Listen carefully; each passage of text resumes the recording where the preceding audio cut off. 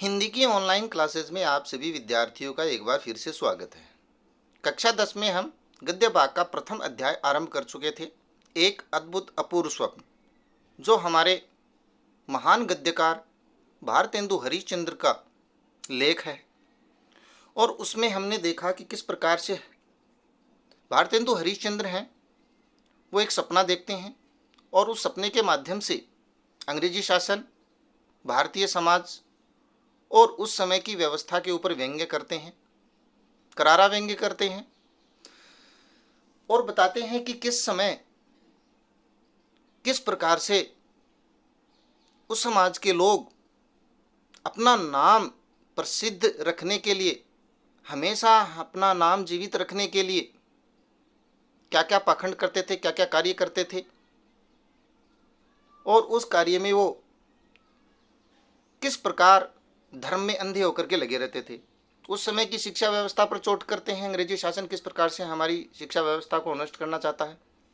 सपने में वो देखते हैं कि नाम रोशन करने के लिए मैं क्या करूं, तो वो कहते हैं कि देवालय बना दिए, एक मंदिर बना लें तो नाम हमेशा के लिए रहेगा हमारा, कोई मिटाने वाला नाम नहीं होगा।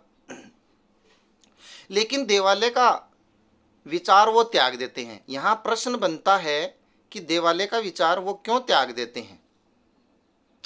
तो कारण ये था कि वो सोचते हैं कि जिस प्रकार की संस्कृति, जिस प्रकार का समाज, जिस प्रकार की शिक्षा व्यवस्था चल रही है, आने वाले समय में देवालय की ओर कोई मुंह उठा करके भी नहीं देखेगा, तो क्या फ़ायदा फिर देवालय का, मंदिर बनाने का, मंदिर में कोई जाएंगे ही नहीं। तो इसका विचार वो त्याग देते हैं। उसके बाद वो सोचते हैं कि पुस्तक रचते हैं। पुस्तक रचने का विचार क्यों त्याग देते हैं, प्रश्न ये बनता है। पुस्तक रचने का विचार इसलिए त्याग देते हैं कि वो सोचते हैं कि कीट रूपी कीड़े, कीट रूपी क्रिटिक,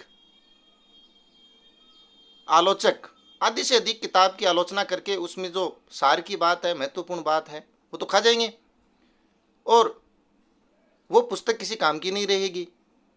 तो आलोचकों के प्रभाव से किताब नष्ट हो जाने का सोच करके वो उस पुस्तक को भी रचना बंद कर देते हैं। फिर मित्र की सहायता से एक विचार आता है कि पाठशाला बनाएंगे। क्या बनाएंगे? पाठशाला बनाएंगे। पाठशाला बनाने का विचार करते हैं, पैसा जोड़ते हैं, मित्रों की सहायता लेते हैं और उस समय हिमालय की गुफाओं से बुला बुला करके अनेक विद्वान अध्यापकों को भर्ती करते हैं, जिनका यहाँ पर हमने चर्चा भी की थी। इनको आपको याद रखना है। अब इन पंडितों के बारे में जान लेते हैं कि इनकी क्या क्या खास बात है, इनके माध्यम से वो किस प्रकार से उस समय की शिक्षा व्यवस्था जो अंग्रेजी शासन ने हमें, हमारे देश की नष्ट करी, उस पर चर्चा करते हैं कि किस प्रकार से वो ऐसे ऐसे शिक्षकों को भर्ती करते थे जिससे शिक्षा व्यवस्था पूरी तरीके से नष्ट हो गई। ठीक वैसा ही सपना देखते हैं और वो अपनी पाठशाला में भी ऐसे शिक्षकों को भर्ती करने की बात करते हैं। सबसे पहले वो कहते हैं कि इन पूर्वोक्त यानी पूर्व में बताए गए पंडितों यानी विद्वानों के आ जाने पर अर्धरात्रि गए पाठशाला खोलने बैठे। बोलो आधी रात को, ये भी व्यंग्य है। आधी रात को पाठशाला कौन खोलता है? यहाँ पर अर्धरात्रि गलत लिखा हुआ है, अर्ध शब्द है वो ऐसे लिखते हैं, ये ध्यान रखें थोड़ा सा।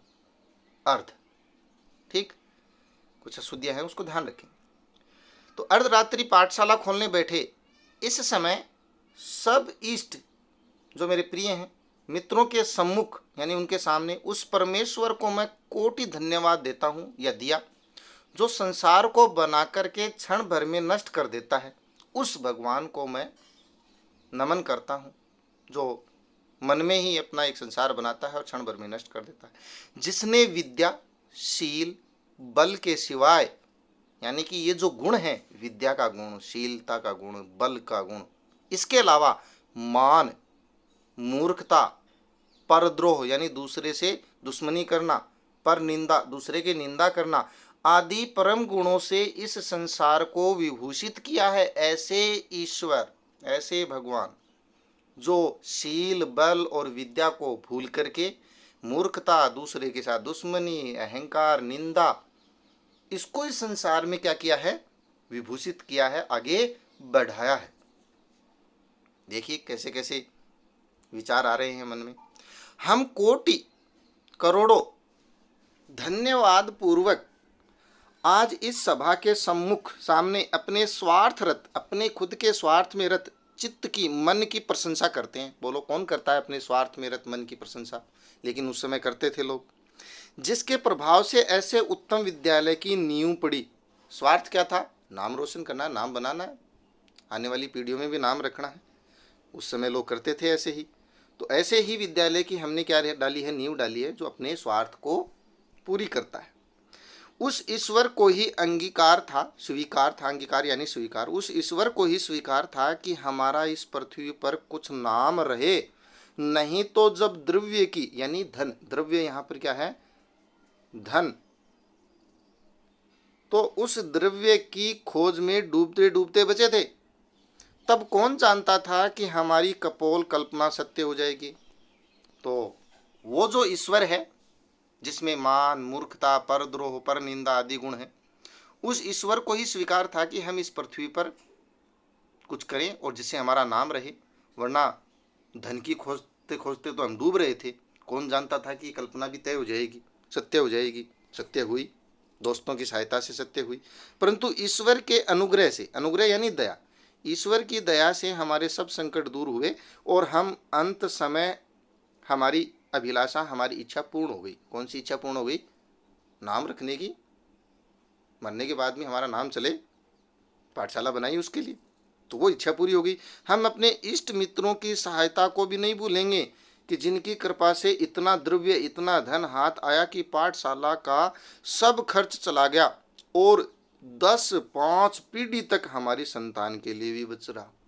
इतना धन हमने अपने मित्रों की सहायता से इकट्ठा किया कि पाठशाला में भी खर्च कर दिया, पाठशाला बनाने में भी खर्च कर दिया, और 7-5 पीढ़ियां या 10 पीढ़ियां हमारी आराम से खा सकें, इतना धन बच गया। तो ऐसे लोग होते हैं, चंदा इकट्ठा करते हैं, कुछ लगाते हैं और बाकी की मौज उड़ाते हैं। ये भी व्यंग्य है।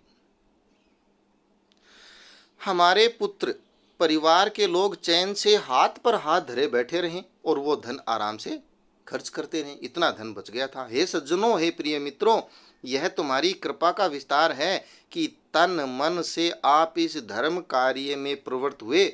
नहीं तो मैं 2 हाथ और पैर वाला बेचारा मनुष्य आपके आगे कौन कीड़ा था, जो ऐसे दुष्कर, दुष्कर यानी जिसको करना कठिन हो, कर्म यानी कार्य को कर लेता। क्या कहना चाहते हैं कि मेरे पुत्र और परिवार के लोग आराम से खा सकें, बैठे बैठे हाथ पर हाथ रखे, इतना धन बच गया। और वो हुआ तुम्हारी कृपा से, मित्रों की कृपा से। वरना मैं 2 हाथ पैर वाला मनुष्य, ऐसा कौन सा कीड़ा था जो ऐसा कठिन कार्य कर लेता। यहाँ तो घर की केवल मुछे ही मुछे थी, मुछे मुछे मतलब इज्जत थी, उसके बाद पैसा तो था ही नहीं। कुछ में कुछ क्या, गंगा जल था बस। काम आपकी कृपा से भली भांति हो गया।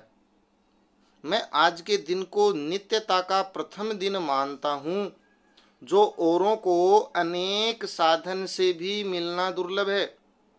ये दिन दूसरों को मिलना क्या है, कठिन है, जो मुझे मिला।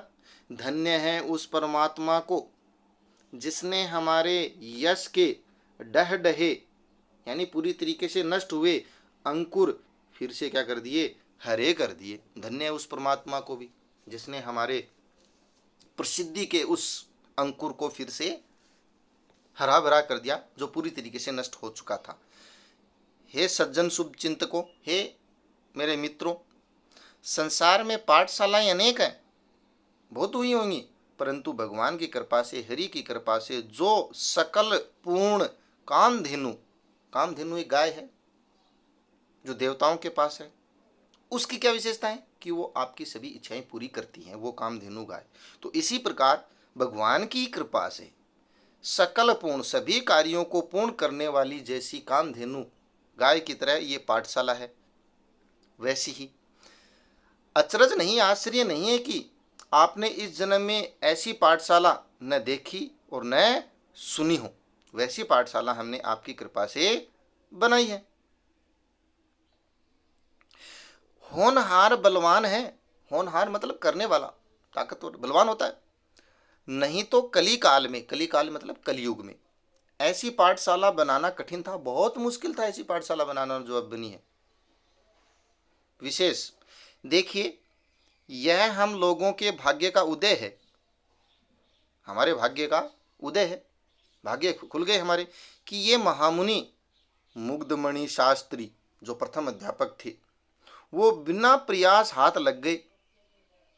तर्क शास्त्र के ज्ञाता हैं, इनको ध्यान रखें।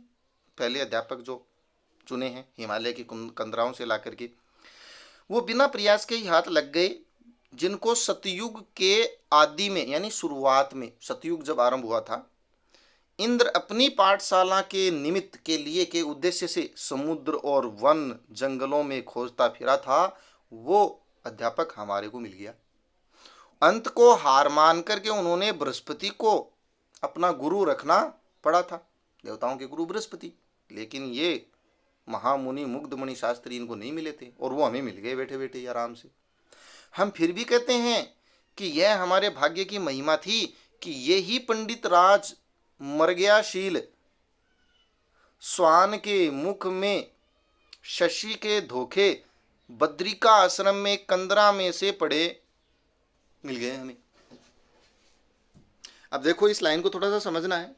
क्या वो कहना चाहते हैं कि ये जो पंडित राज हमें मिले हैं वो ठीक उसी प्रकार मिले हैं जैसे मृगयाशील यानी मृग की खोज में, शिकार की खोज में कोई स्वान, कोई कुत्ता निकले और उसके मुख में शशि यानी खरगोश, यहाँ शशि का अर्थ है खरगोश, मात्रा बड़ी है, शय में छोटी मात्रा होती है चंद्रमा। तो उस स्वान यानी उस कुत्ते के मुख में धोखे से वो खरगोश आ जाए जो हरिण के शिकार के लिए निकले, शिकार के लिए निकले कुत्ते के मुख में धोखे से क्या हाथ जाए, खरगोश हाथ आ जाए। वैसे ही बद्रिका आश्रम के कंदरा में हमें वो पंडित राज मिल गए बिल्कुल आसानी से, जिसको इंद्र अपनी पाठशाला के लिए ढूंढ रहे थे, बाद में बृहस्पति को लेना पड़ा।